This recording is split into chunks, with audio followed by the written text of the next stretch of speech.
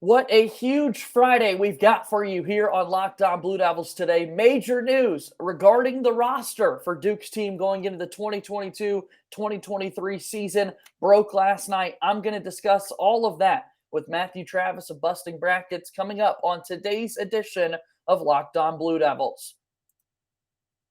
Vital. Hey, make sure you listen, man, to Locked On Blue Devils with JJ Jackson. He's awesome, baby. You are Locked On Blue Devils, your daily podcast on the Duke Blue Devils, part of the Locked On Podcast Network, your team every day.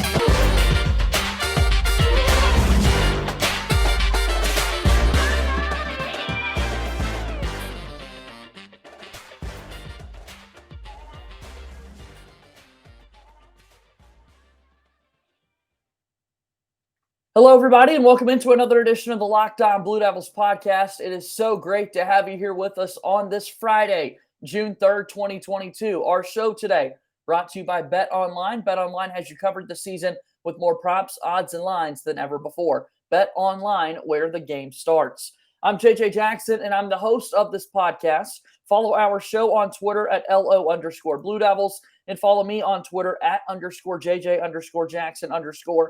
Be sure to subscribe and follow Locked On Blue Devils for free wherever you get your podcasts, as you'll get the latest episode of this podcast as soon as it comes out each and every day. Also, make sure you subscribe on YouTube to watch our show daily. Thank you for making Locked On Blue Devils your first watch and your first listen every single day. On today's show, my buddy Matthew Travis from Busting Brackets will stop by. The Duke men's basketball team received really exciting news last night as Tyrese Proctor, a five-star commit in their class of 2023, announced that he will reclassify and join the Blue Devils immediately. A major addition to the roster going into next season. We're going to talk about all of that on today's edition of the show. And let's now welcome in my good buddy, Matthew Travis from Busting Brackets. Matthew, it's a busy time of year all of a sudden, because now we know kind of what this roster is shaping up to look like with the Duke men's basketball team. Hope you're doing well. And boy, that Tyrese Proctor news really came out of left field for everybody.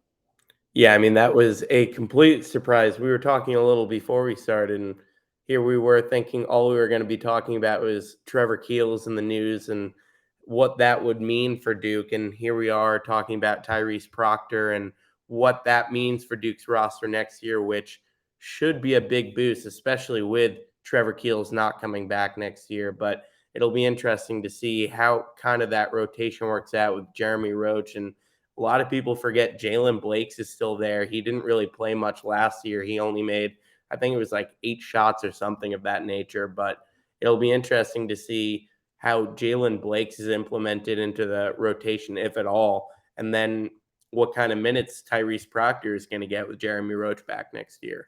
So taking a look at Tyrese Proctor, an international prospect from Australia who really skyrocketed up the class of 2023 rankings. Duke already had the number one class in 2022. It only adds to it. And the awesome news for 2023 is that Duke still has the number one class there. They dropped down to 4 commits, but there's still more scholarships open now to go and be active with the freshmen coming in and Tyrese Proctor this year. He posted online last night a quote from Duke men's basketball and Tyrese Proctor. Quote, "The moment I stepped foot inside Cameron, I knew it was where I belonged. I'm ready to step up and face a new challenge where I maximize my development as a player and continue to grow on and off the court.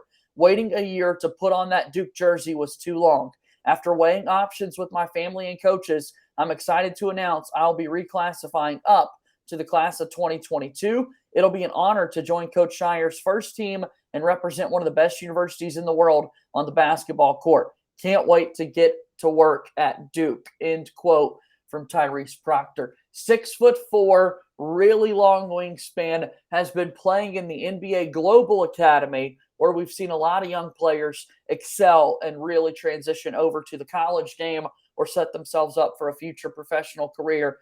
This is great because the big concern that a lot of people had was if Trevor Keels doesn't come back, if A.J. Green doesn't transfer from Northern Iowa to Duke after a couple of visits to Durham, who's going to be there in your two-guard spot? Who's going to be there at the wing? And while Tyrese Proctor has a lot of ball handling and point guard run, at 6'4" and a great scorer, a great shooter. He truly is a great combo guard to complement Jeremy Roach out there. And now all of a sudden you feel really good because you still have the freshman Jaden Schutt, who I've been telling people, don't sleep on this. It's a top 50 player. Any other school in America that had a player like Jaden Schutt, they'd be thrilled to have him on the roster. And now you add Tyrese Proctor. It truly is the rich getting richer for this upcoming season.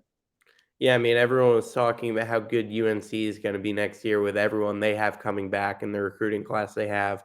But Duke is gonna fight to be right back to where they were and hopefully make that game on Monday night rather than getting eliminated in the Final Four. But Duke is gonna have a very good team. Whenever you talk about a team that already had the number one recruiting class to begin with, and then you add a kid who is the fourth ranked point guard in his class, reclassifying to join the team that has a player coming back like Jeremy Roach, and then this already stacked recruiting class, it's going to be a very, very exciting team to watch next year. But like I said, it's going to be very interesting to see what the rotation looks like because the problem was the guards, and we weren't sure who was going to get playing time and how much playing time they were going to get. But now, like you mentioned, you have Jaden Schutt, you have Jeremy Roach, and now you have Tyrese Proctor joining. So it's going to be very, very interesting to see in his first year how John Shyre works with the rotation. Is he going to be a 7-8 roster guy, or 7-8 player guy like Coach K was, or is he going to implement more of his bench and try and make a run with a deeper bench? Because he will have somewhat of a deeper bench. Yes, Duke lost a lot of players this year to the draft, and that's going to hurt. But you have 6 players already coming, and then you add a 7th in Tyrese Proctor. So it's going to be really, really interesting to see kind of how John Shyre uses his bench and how he's going to work with those guards. No kidding. I mean, it's a big question that needs to be answered, and he's going to be ready to answer those questions. What does that rotation look like specifically for Duke men's basketball going into next season?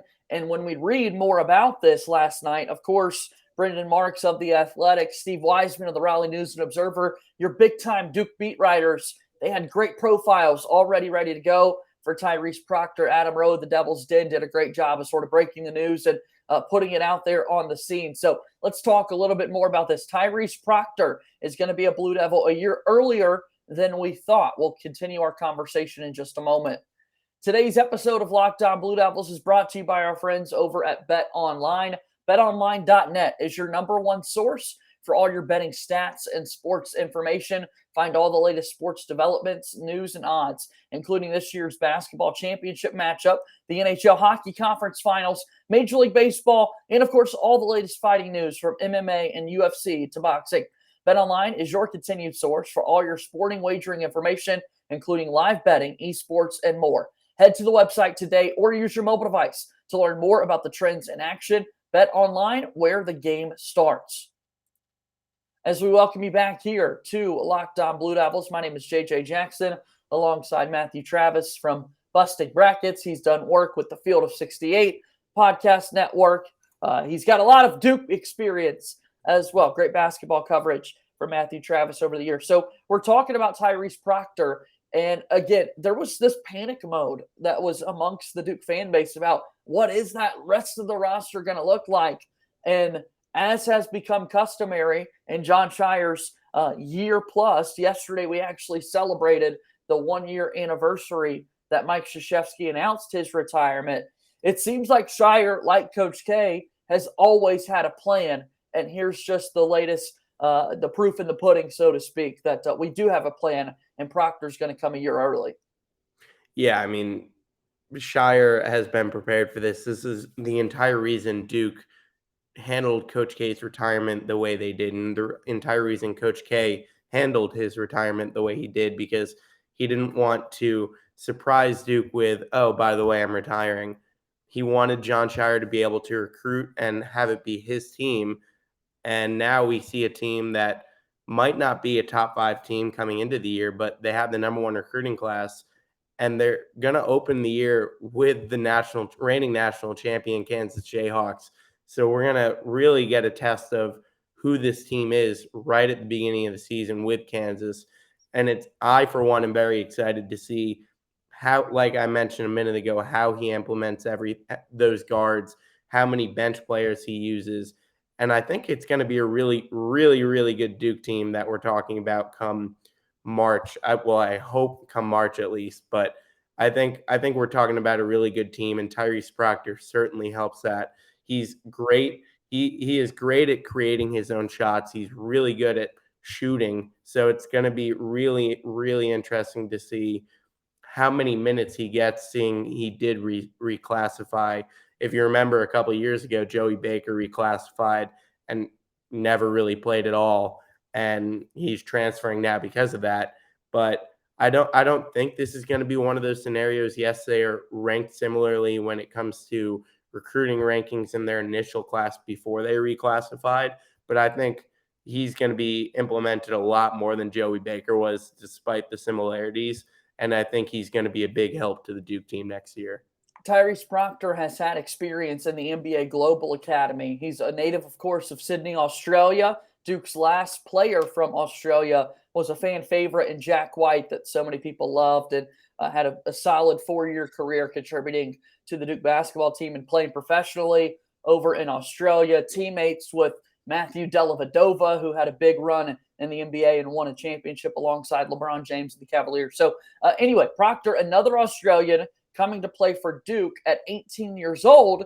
There was conversation over the last few weeks in the recruiting world for Duke men's basketball, like, wow, he's already graduated, and now he's just going to wait a full year to come over. Maybe he doesn't end up playing for Duke at all. We saw this very recently with Shaedon Sharpe at Kentucky, who came a year early, halfway through this past season, never played for the Wildcats, was going to play this upcoming season, and then just said, you know what, I'm going to stay in the NBA draft, and Shaedon Sharpe will be a lottery pick. He's that good. So the idea of possibly not getting Tyrese Proctor was kind of a really quiet conversation over there. Not that he wasn't going to go to another school, but that he wasn't going to play college basketball at all. So now the idea that you do get him to come in and play is outstanding. We heard from Tyrese. I read the quote a little bit earlier in today's podcast. Here's what Coach Shyre had to say. And of course, all of this is taking place this week during K Academy. We're seeing a lot of former Blue Devils, as we always do, back in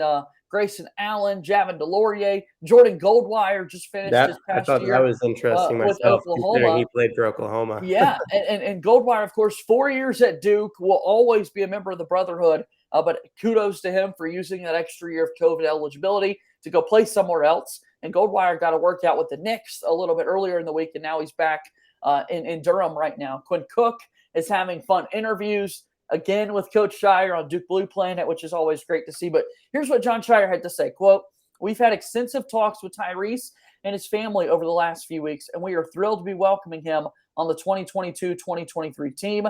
Tyrese has a special feel for the game with great scoring instincts who will add versatility, competitiveness, and high character of this team.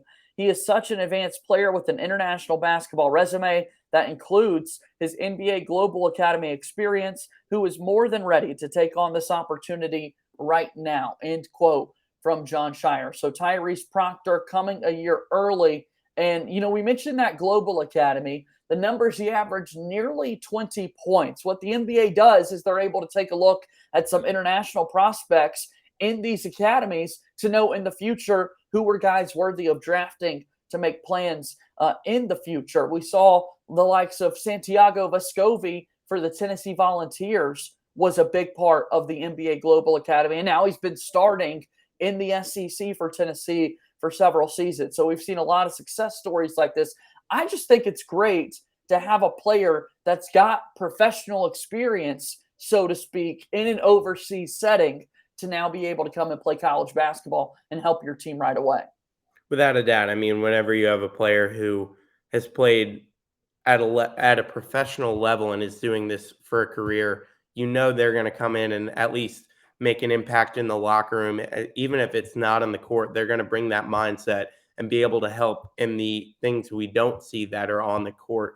But Tyrese Proctor is also going to be able to help on the court. I mentioned a minute ago, he's great at creating his own shots. You talked about his dribbling and his skill set, but he's a great shooter. And it's going to be fascinating to watch how he's used and how much of an impact he will have at Duke, because I don't think he's going to start. I think that will obviously go to Jeremy Roach, and you mentioned Jaden Schutt a minute ago, but the starting five is going to be one to watch. It'll be interesting to see if Proctor does start with a 3-guard set, or how exactly that's implemented. But personally, I see him coming off the bench, but he will certainly provide a big lift for Duke off the bench.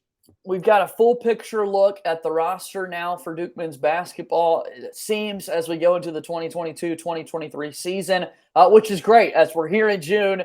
Guys are arriving on campus. I mentioned it's K Academy week, and we saw former Blue Devils there. We're also seeing current Blue Devils already on campus. I mentioned Jaden Schutt. I mentioned Mark Mitchell a little bit earlier in the week. He's there at K Academy. So good to see those guys. Kyle Filipowski already donning the Blue Devil workout gear, and they're inside Cameron Indoor Stadium. So let's talk a little bit more about this Duke men's basketball team as we continue to wind down on a Friday edition of Locked On Blue Devils. We have an important favor to ask of you. We've put together a survey so we can learn more about listeners like you and make your favorite Locked On podcasts even better. This is a great opportunity to tell us what you like and don't like right now. So to get started, you need to go to lockedonpodcast.com/survey. And with that in mind, take the survey, help us out. That's how you can get started. It won't take very long, and everyone that completes a survey can qualify for a chance to win one of 10 $100 Ticketmaster gift cards. To take our audience survey, go to lockedonpodcast.com/survey. Thanks for your help. All right, welcome back into Locked On Blue Devils podcast here. JJ Jackson alongside Matthew Travis of Busting Brackets. Matthew, if you will, if someone's listening to us talk for the first time, you've been one of my favorite guests, a frequent guest here on Locked On Blue Devils. But give them a rundown of Busting Brackets, what they can find at that website, and kind of what you work on. So I provide coverage of Duke, kind of analysis of during the season, their games leading up to games, what the keys are going to be to win that game, and then stuff like the 3 takeaways from games, stuff like that. I provide a lot of coverage on Alabama and the SEC, the ACC as well. So kind of just a lot of stuff there. So follow along with Busting Brackets. They have every team you can imagine, and you can find me on Twitter at Matthew J. Travis. I talk a lot about Duke, a whole lot of sports, so you'll be able to find me there. And I work with the Field of 68 as their Kansas podcast producer. So that's been fun. We interviewed Bill Self a little while ago, so that was interesting. But yeah, you can find me on Twitter at Matthew J. Travis _ for everything I'm doing and everything of that nature. No doubt. Check out the great work over there. They do a great job at Busting Brackets, and I certainly love reading Matthew's work and what he's got. So in addition to the Tyrese Proctor news, in the stories that were put out there about Duke men's basketball roster going into next season, there was another player added to the bunch as Duke got more experience in Max Johns, who will join the team as a walk-on. Who is Max Johns, you might ask? Well, he's played for Princeton the last 3 seasons in the Ivy League. He is a native of High Point, North Carolina, and went to Woodbury Forest High School. His career numbers, 71 games, 2.4 points, 1.2 rebounds, and half assist per contest that he's been in there. So this is not a player that's going to contribute on the floor in any capacity, more than likely, for Duke men's basketball. But it is a D1 player who was at Princeton. Duke already had a Harvard grad transfer and Cale Catchings that's going to come into the mix for this upcoming season. So why not bring in more people to an elite academic institution like Duke that's got playing experience? Max Johns at 6'3", 195. I mean, boy, oh boy, we had a busy day all of a sudden to discuss all the new players for Duke. Yeah, for sure. I mean, Duke has essentially become an Ivy League pipeline for transfers with Cale Catchings, now Max Johns, and we've had several others before as well. So it's interesting to see those Ivy League kids come to Duke. And while they might not make a huge impact, I think Cale Catchings might make an impact off the bench for Duke. but I don't think Max Johns is really going to see any playing time. I think he just wanted to be a part of the brotherhood and be a part of the Duke basketball program. But certainly a very busy day all of a sudden. When we talked yesterday, it wasn't the case Yeah. at all. But Tyrese Proctor, Trevor Keels, and now another transfer. So certainly a busy day. But like I mentioned, I don't think Max Johns will be making too much of an impact for Duke this year. But always good to have bodies, always good to have Exactly. experienced practice players to help you out. And that certainly creates a lot of value in a locker room, in a team. Duke lost Michael Savarino, who is Coach K's grandson, of course. He's going to go and get the chance to play somewhere elsewhere. He was a walk-on turned scholarship player. And so you need more practice bodies. And that's exactly what Duke is doing with a player who has seen Division I basketball playing experience, and he's a North Carolina native from High Point, so he gets the chance to come back to the state and play for the Duke Blue Devils. Patrick Tape, a couple of seasons ago, he came over from Columbia. There's another Ivy League guy that's played for Duke over the past few seasons. So here we were today thinking that we're going to have a more deeper discussion about Courtney Ramey, the Texas transfer that it seemed like Duke was interested in, and there might have been mutual interest there to come and transfer into the program. A very experienced player who had ties to Jay Lucas. He had ties to Chris Carrawell. Felt like it made a whole lot of sense. But Duke had a plan all along, and Tyrese Proctor is going to come in a year early. So all in all, kind of give me your final thoughts on this Duke basketball roster going into next season. I know it's very early, Matthew, but we love talking season, and that's what we're doing right now here in June. So your thoughts on this roster for Duke? I'm excited. I'm more excited to see the play of our bigs coming into next year with Kyle Flipikowski, Dariq Whitehead, and Derek Lively.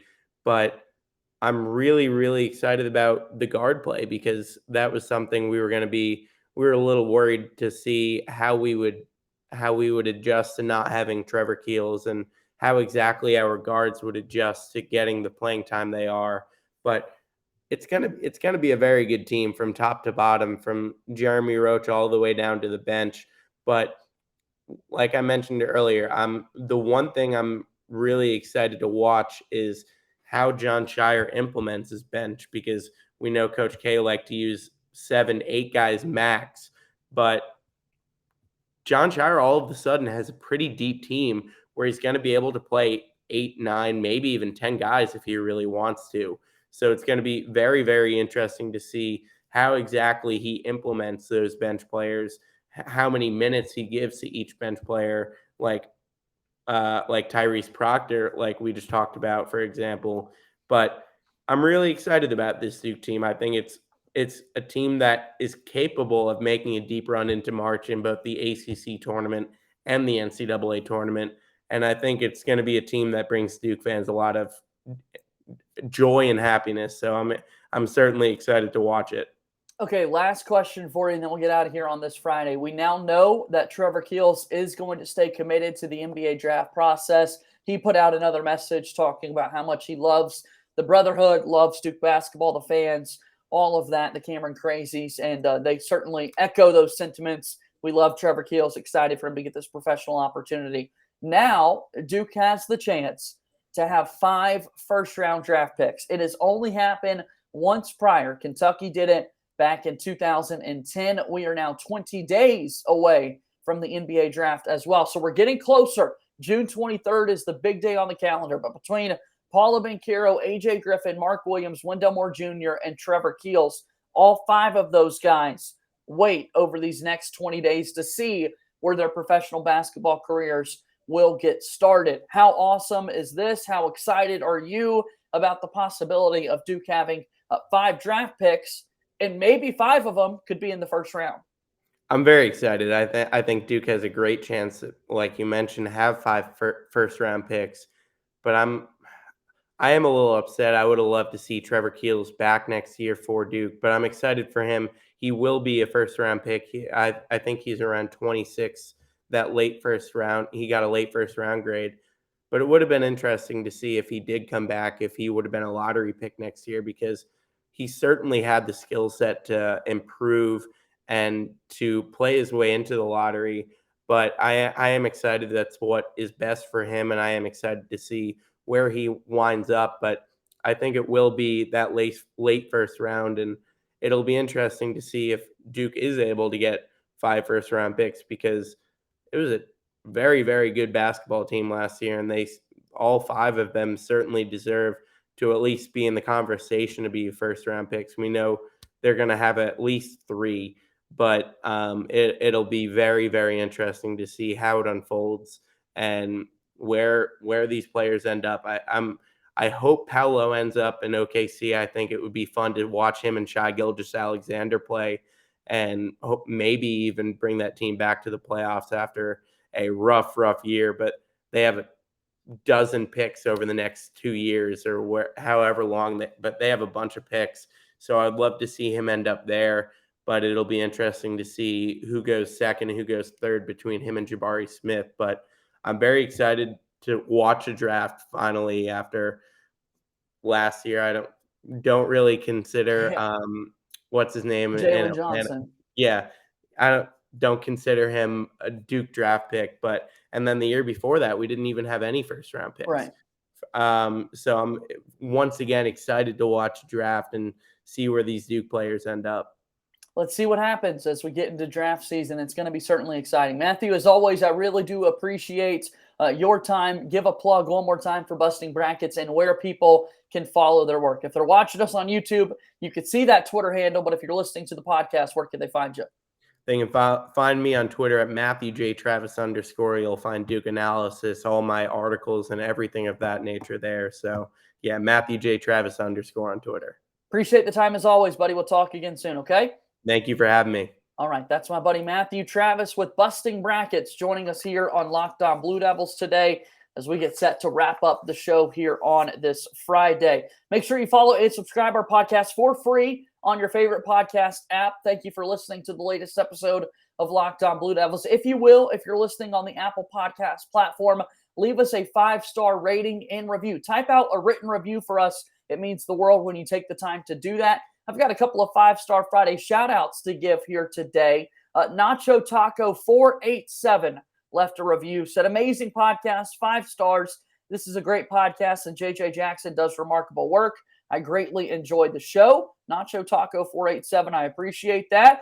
Real Swaggy B said, great show, 5 stars. Really enjoy the insight, all the Duke talk you could ever want. You can get a shout-out on Locked On Blue Devils. All you have to do is leave us one of those 5-star ratings and reviews on the Apple Podcast platform. If you're watching on YouTube, share this video with your friends, like and subscribe. And then one final important announcement to remind you of, as we are here in June, we are in off-season mode with the Locked On College channel. So all college shows are going to go to 3 days a week instead of the 5 days a week format here for the next few weeks.